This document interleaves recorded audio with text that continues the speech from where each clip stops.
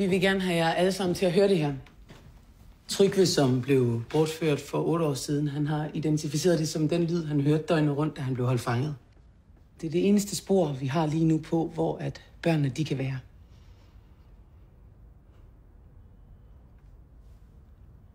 Og jeg ved godt, at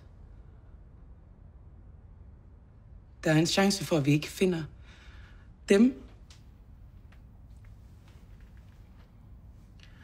Eller Karl i live.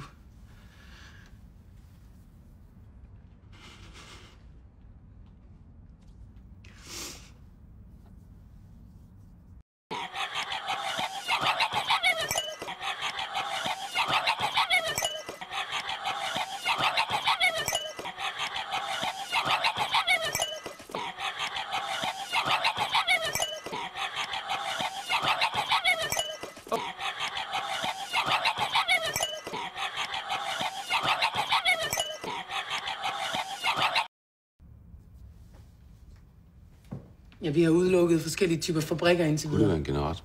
Nej, de kører i højere tempo. Og med en mere konstant lyd. Det er jo ikke sikkert, at han kan puste præcis som...